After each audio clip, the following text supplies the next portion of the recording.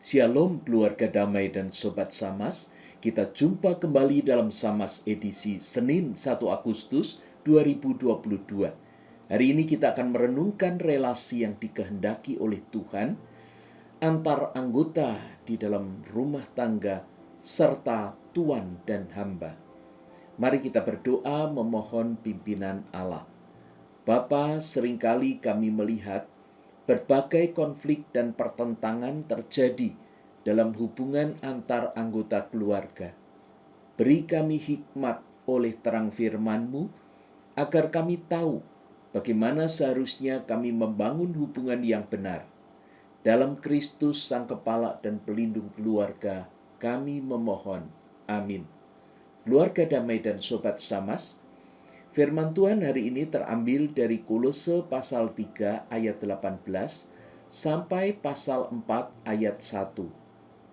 Saya akan membacakan dari ayat 18 hingga ayat 22. Kiranya Bapak, Ibu, dan saudara-saudara dapat membaca ayat-ayat selanjutnya sendiri. Hai istri-istri, tunduklah kepada suamimu, sebagaimana seharusnya di dalam Tuhan. Hai suami-suami, kasihilah istrimu dan janganlah berlaku kasar terhadap dia. Hai anak-anak, taatilah orang tuamu dalam segala hal, karena itulah yang indah di dalam Tuhan. Hai bapak-bapak, janganlah sakiti hati anakmu, supaya jangan tawar hatinya. Hai hamba-hamba, taatilah tuanmu yang di dunia ini dalam segala hal. Jangan hanya di hadapan mereka saja untuk menyenangkan mereka, melainkan dengan tulus hati karena takut akan Tuhan. Keluarga damai dan sobat Samas, hari ini kita akan memperhatikan bagaimana hubungan yang seharusnya antar anggota keluarga. Demikian juga antara tuan dan hamba. Poin penting dalam bagian ini adalah adanya hubungan timbal balik yang harus dilakukan oleh kedua belah pihak, sehingga ajaran ini tidak bisa hanya diterapkan bagi satu pihak saja, misalnya istri saja, anak saja, atau hamba saja. Semua ini harus dilakukan secara seimbang, karena satu dengan yang lain akan saling menguatkan. Kita akan memperhatikan dua relasi. Yang pertama adalah relasi tunduk, dan yang kedua adalah relasi kasih. Mari kita perhatikan relasi tunduk. Dalam bagian ini Paulus mengajar tentang relasi tunduk antara istri terhadap suami, anak terhadap orang tua, lalu hamba terhadap tuan. Tunduk di sini adalah sesuai dengan perintah Tuhan, sebagaimana seharusnya di dalam Tuhan. Hal ini menyangkut bentuk tunduknya dan isi, yaitu hal apa yang harus ditaati atau tunduk. Jadi bukan hanya sekedar tunduk, misalnya tunduk terhadap perilaku KDRT, atau tunduk ketika disuruh melakukan sesuatu yang jahat, memperdaya orang tua atau anak, dan lain-lain. Nah, bagaimana kita bisa membedakannya? Sobat Samas dan keluarga damai, bayangkan jika Tuhan Yesus ada di sana pada saat yang sama ketika kita harus tunduk atau dituntut untuk tunduk. Nah, pikirkan apakah Dia ingin agar Anda tunduk terhadap hal yang dituntut pada saat itu atau tidak. Lebih lanjut, Paulus mengingatkan kita akan perlunya motivasi yang menyertai sikap tunduk, yaitu yang pertama adalah tunduk lahir batin. Di dalam ayat 22 disebutkan, jangan hanya di hadapan mereka atau untuk menyenangkan mereka saja.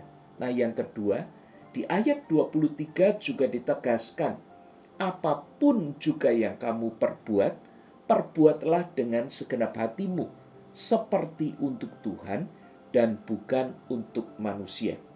Nah, sedangkan bagi pihak yang kepadanya orang tunduk, dia juga tidak boleh kasar, menyakiti, apalagi membuat tawar hati.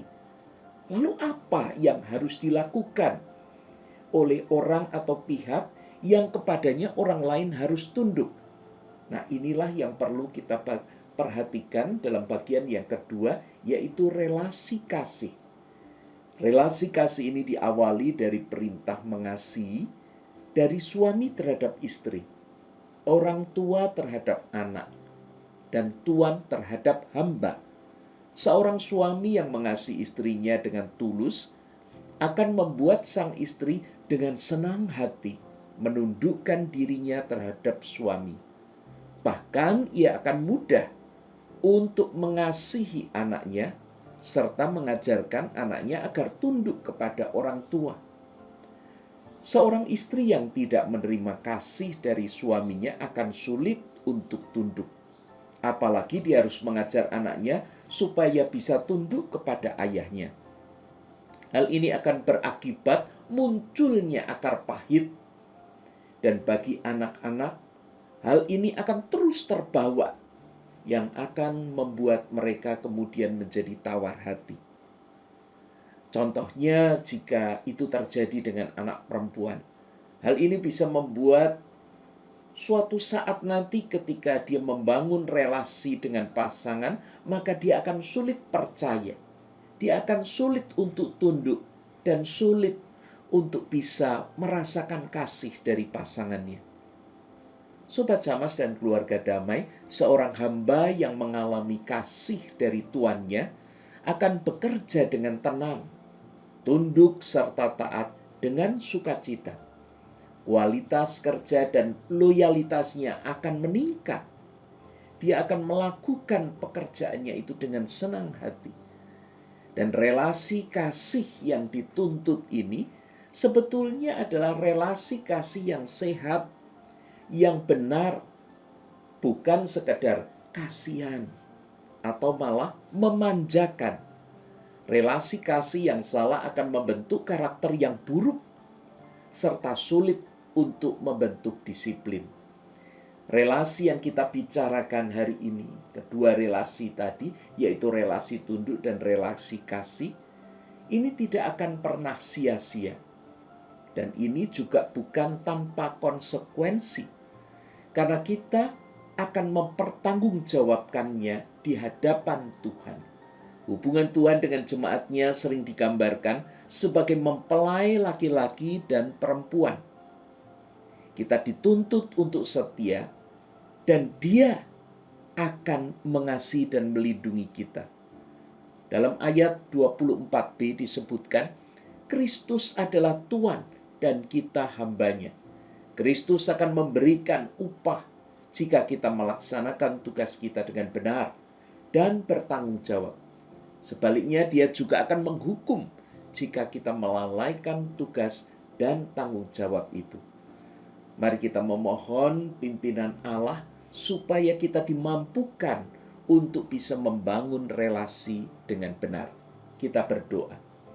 Bapa, tanamkan kasih dan kesetiaan dalam membangun hubungan yang sehat dan bertanggung jawab, baik dalam keluarga maupun dalam hubungan kerja, sehingga kami boleh menikmati relasi yang membangun dan penuh kasih.